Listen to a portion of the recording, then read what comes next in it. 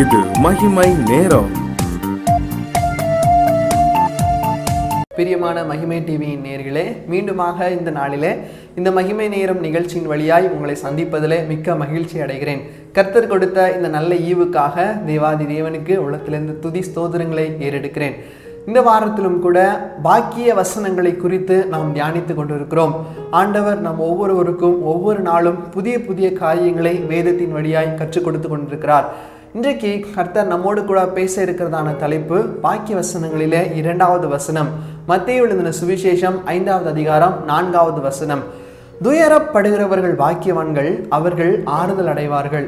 துயரப்படுகிறவர்கள் பாக்கியவான்கள், அவர்கள் ஆறுதல் அடைவார்கள். இந்த வார்த்தையை கேட்கும் போதே நம்முடைய மனதில் இவ்வளோ ஒரு ஆறுதல் காணப்படுகிறது, ஒரு சமாதானம் நமக்குள்ளாக வருகிறதை நாம் உணர முடியும்.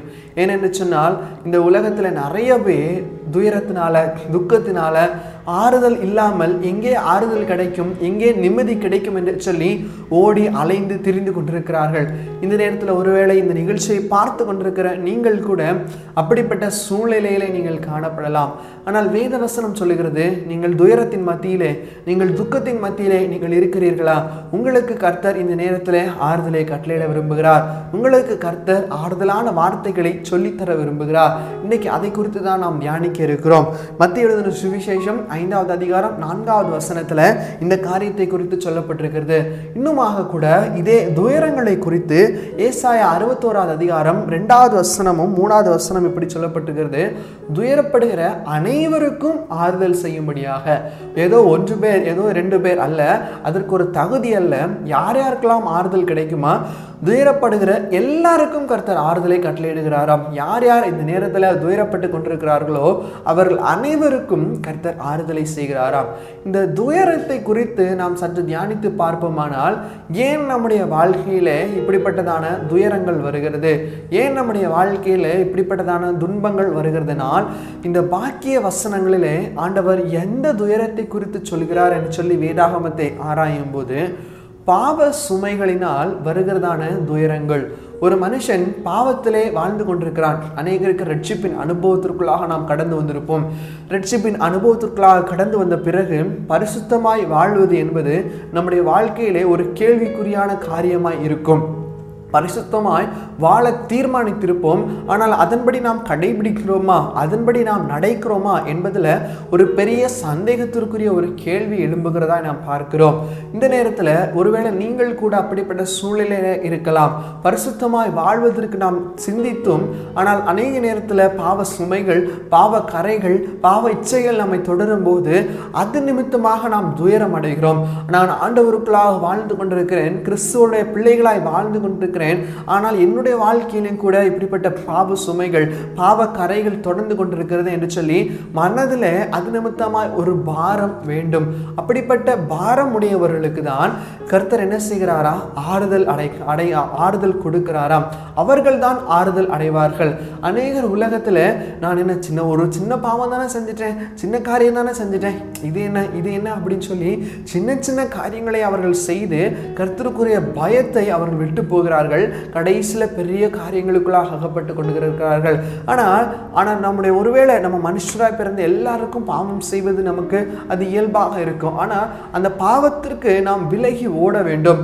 அந்த பாவத்தை கண்டு நாம் ஒரு கர்த்தருடைய சமூகத்தில் கேட்க வேண்டும், ஆண்டவரை இந்த பாவத்திற்கு விலகி ஓடத்தக்க பாக்கியங்களை எனக்கு கொடுங்க. இந்த பாவத்தை குறித்து நாம் துக்கப்பட வேண்டும், இந்த பாவத்தை குறித்து நாம் துயரப்பட வேண்டும். இன்னைக்கு எதனால் நமக்கு துயரம் வருகிறது? பாவ சுமைகளினால், அக்கிரமங்களினால், சாபங்களினால், நம்முடைய மீறுதல்களினால் நமக்கு துயரம் அடைகிறவர்களாய் கூட காணப்படுகிறோம். ஆனால் கூட பிரியமானவர்களே, ஒருவேளை இன்னைக்கு நீங்க அப்படிப்பட்ட துயரத்தில் இருக்கிறீர்களானால் ஆண்டவர் உங்களுக்கு சொல்லுகிறார், நீங்கள் ஆறுதல் அடைவீர்கள். உண்மையாகவே உங்களுடைய பாவத்தை குறித்து நீங்கள் வருத்தப்படுவீர்களானால், உண்மையாகவே உங்களுடைய பாவத்தை குறித்து நீங்கள் அஞ்சுவீர்களானால், நீங்கள் அதற்காக வியாகுலப்படுவீர்களானால், மனதளவிலே கஷ்டப்படுவீர்களானால், உங்களுக்கு ஆண்டவர் இந்த நேரத்திலே ஆறுதலை கட்டளையிடுகிறார். அநேகர் உலகத்திற்குரிய காரியத்தை நோக்கி கொண்டிருப்பாங்க. நான் இன்னும் வளரலையே, எனக்கு இன்னும் காசு வரலையே, இன்னுமா இப்படி நான் இன்னும் சம்பாதிக்கலையே, மற்றவர்களை பார்த்து இன்னுமா எனக்கு இப்படி நடக்கலையே என்று சொல்லி உலகத்திற்குரிய துயரத்தினால் அநேகர் இருப்பார்கள். ஆனால் ஆண்டவர் அப்படிப்பட்டவர்களுக்கு சொல்லலை. பாவத்தினால உண்மையா ஆவிக்குரிய வாழ்க்கையில ஒரு துக்கம், ஆவிக்குரிய வாழ்க்கையில ஒரு துயரம், ஆண்டவருக்காக ஓட முடியவில்லையே என்று சொல்லி ஒரு துயரம், ஆண்டவருக்காக ஓடும்போது வருகிறதான துயரங்கள், இப்படிப்பட்ட துயரங்களிலிருந்து இன்னைக்கு ஆண்டவர் உங்களுக்கு ஆறுதலை கொடுக்கிறவராக இருக்கிறார். அவர் உங்களுக்கு ஹீஸ் a குட் கம்ஃபர்டர், உங்களுக்கு ஒரு ஆறுதலை கட்டளையிடுகிறார். வேத வசனம் இப்படியாக சொல்லுகிறது, வருத்தப்பட்டு பாரம் சுமக்கிறவர்களே நீங்கள் எல்லாரும் என்னிடத்தில் வாருங்கள், நான் உங்களுக்கு இளைப்பாறுதல் தருவேன். இன்னைக்கு ஒருவேளை உங்களுடைய மனதில் ஒரு வருத்தம் இருக்கா? அந்த வருத்தம் உங்களுக்கு பாரமாக அழுத்தி கொண்டிருக்கிறதா? ஆண்டவருக்காக வைராக்கியமாக நிற்க முடியவில்லை, என்னுடைய வாழ்க்கையில இந்த பாவத்தை தொடர முடியுது, விட முடியாமல் இருக்க முடியவில்லை, இந்த பாவம் தொடர்ந்து கொண்டிருக்குது என்று சொல்லி ஒரு வருத்தம் இருக்குதா? அந்த வருத்தம் உங்களுடைய இருதயத்தில் பாரமாக அழுத்தி கொண்டிருக்கிறதா? நீங்கள் ஆண்டவரிடத்தில் கேளுங்கள். வேத வசனம் சொல்லுகிறது, என்னை நோக்கி கூப்பிடு, நீ அறியாததும் உனக்கு எட்டாததுமான பெரிய காரியங்களை உனக்கு காண்பிப்பேன். துன்பப்படுகிறவர்களே நீங்கள் ஆண்டவரிடத்தில் நோக்கி பாருங்கள். ஆண்டவரை நோக்கி நாம் கூப்பிட வேண்டும். அப்போது அவர் என்ன செய்வாரா? அந்த வருத்தத்தை, அந்த பாவ சஞ்சலத்தை நம்மிடத்துல நீக்குவாரா? ஒரு பாடல் கூட இப்படியாக நம்ம கேட்டிருப்போம், பாவ சஞ்சலத்தை நீக்க அவர் பிராண சிநேகிதராய் நம்முடைய வாழ்க்கையில கடந்து வருகிறார். நம்முடைய வாழ்க்கையில் இருக்கிற பாவ சஞ்சலங்கள் எல்லாம் இந்த நேரத்தில் மாறி போகிறது. வேதாகமத்திலிருந்து கூட ஒரு சின்ன எடுத்துக்காட்டை உங்களிடத்துல காண்பித்து நான் முடிக்கிறேன். தாவீது என்று சொல்லப்படுகிறதான ஒரு ராஜாவை குறித்து நாம் கேள்விப்பட்டிருப்போம். இந்த தாவீதுக்கு ஒரு நல்ல ஒரு தன்மை உண்டு. தாவீது எந்தெந்த இடத்துல தவறி போகிறாரோ, மனுஷனா இருக்கிறார், மாம்சத்துல இருக்கிறார், மாம்சீகத்துல இருக்கிறார், சின்ன சின்ன விஷயங்கள்ல அவர் தவறி போகிறார். போர் செய்யும் போது தவறி போகிறார், சில இடங்களில் இச்சை நிமித்தமாய் விழுந்து போகிறார். இப்படிப்பட்ட காரியங்களில் தாவீது அகப்படும் போது அவர் என்ன செய்கிறாரா? உடனே ஆண்டவருடைய சமூகத்தில் போய் மன்றாடி மன்னிப்பு கேட்கிறார். அப்படிதான் 51வது சங்கீதத்தை தாவீது எழுதுகிறார். எப்படியாக எழுதுகிறார்? ஆண்டவரே, நான் 86வது சங்கீதம் 7வது வசனத்துல, துயரப்படுகிற நாளில் உம்மை நோக்கி கூப்பிடுவேன், நீ கேட்டருளுவீர். பாவ சஞ்சலம் தாவீதை அழுத்தும் போது அவர் கர்த்தரை நோக்கி கூப்பிடுவாராம், கர்த்தர் அந்த வசனங்களை கேட்டருள்வாரா. இதே தான் தாவீதுடைய வாழ்க்கையில இருந்த ஒரு நல்ல ஒரு சம்பவம். என்னென்ன காரியங்கள்ல அவர் விழுந்து போகிறாராம், உடனே கர்த்தருடைய சமூகத்தில் போய் மன்றாடி ஜெபிக்கிறார். ஆண்டவரே, இந்த பாவத்தில் நான் விழுந்துட்டேன், இந்த பாவத்திலிருந்து எனக்கு நீ விடுதலை கொடுங்க, இந்த பாவத்திலிருந்து ஒரு மன்னிப்பை கட்டளையிடுங்கன்னு சொல்லி கேட்கிறார்.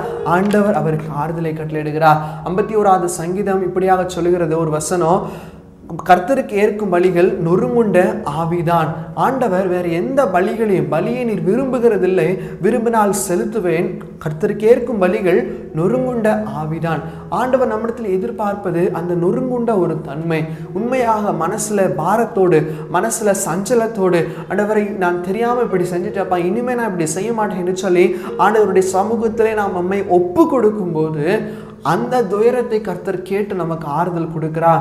தாவீதிற்கு ஆறுதல் கொடுத்த அந்த தேவன், தாவீதுடைய ஜெபத்தை கேட்ட அந்த தேவன் இன்னைக்கு உங்களுடைய ஜெபத்தையும் என்னுடைய ஜெபத்தை நிச்சயமாய் கேட்பார். நம்ம ஆண்டவருடைய சமூகத்துல மன்றாடுவோம். ஆண்டவரே, என் வாழ்க்கையில இப்படிப்பட்டதான ஒரு துயரம் அழுத்தி கொண்டிருக்கிறது, என் ஆவிக்குரிய வாழ்க்கையில முன்னேற விடாதபடிக்கு ஆவிக்குரிய வாழ்க்கையில இப்படிப்பட்டதான ஒரு அழுத்தம் எனக்கு காணப்படுகிறது. இந்த துயரம், இந்த பாரம், இந்த வருத்தத்தை என்னுடைய வாழ்க்கையிலிருந்து நீர் எடுத்து போடுங்க. ஆண்டவரே, நீர் எனக்கு துக்கத்திலிருந்து விடுதலை கொடுத்து ஒரு ஆறுதலை கொடுங்க என்று சொல்லி இன்னைக்கு நீங்கள் ஆண்டவருடைய சமூகத்தில் கேட்பீர்களானால் ஆண்டவர் உங்களுக்கு உலகம் தர முடியாத சந்தோஷமாகிய சமாதானமாகிய அந்த ஆறுதலை கர்த்தர் கொடுக்க சித்தமுள்ளவராய் கூட இருக்கிறார். எனவே அன்பான வாலிப சகோதர சகோதரிகளே, பெரியவர்களே, இந்த நேரத்தில் உங்களுடைய இருதயத்தை நீங்கள் ஆராய்ந்து பாருங்க. உங்களுடைய இருதயத்தில் எது நிமித்தமாய் அந்த வருத்தம், எது நிமித்தமாய் அந்த பாரம் என்பதை சற்று சிந்தித்து பாருங்கள். கர்த்தர் இன்றைக்கு உங்களுடைய பாரத்தை, உங்களுடைய வருத்தத்தை விலக்கி உங்களுக்கு ஆறுதலை கட்டளையிடுகிறார். ஒருவேளை நம்ம செய்யறது பாவம் என்று சொல்லி தெரியாமலே நம்ம செய்து கொண்டிருப்போம். அது நிமித்தமாய் கூட ஒரு சில வருத்தங்கள், இல்லை சந்தோஷம் இல்லாம, ஒரு சமாதானம் இல்லாமல் காணப்படலாம். அதை நீங்க என்ன என்று கண்டுபிடிங்க. ஆண்டவர், ஏன் வாழ்க்கையில ஒரு சந்தோஷம் இல்லை, ஏன் ஒரு நிம்மதி இல்லை, அதற்கான காரியத்தை வாழ்க்கை விட்டு அகற்றி விடுங்கள் என்று சொல்லி கேளுங்கள். ஆண்டவர் உங்களுக்கு ஆறுதல் கொடுப்பார். இதை கேட்டுக்கொண்டிருக்கிறதான அன்பான சகோதர சகோதரிகளே, இந்த வார்த்தையின் மூலமாய் உங்களையும் என்னையும் கர்த்தர் ஸ்திரப்படுத்தி காத்துக்கொள்வாராக. ஆமேன். அப்படியே கண்களை மூடி நாம் ஜெபிப்போம். எங்கள் கண்மலை மீட்புறமாக இருக்கிற எங்கள் இறக்கம் நிறைந்த பரலோக பிதாவே, அப்பா, இந்த நேரத்திலும் கூட கொடுக்கப்பட்டதான இந்த வார்த்தைக்காக உமக்கு நன்றி ஆண்டவரே.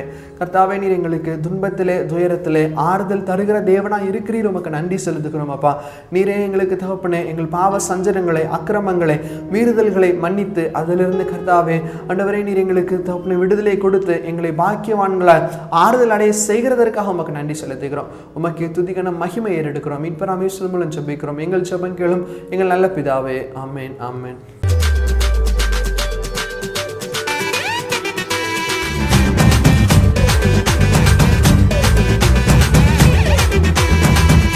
மகிமை மகிமை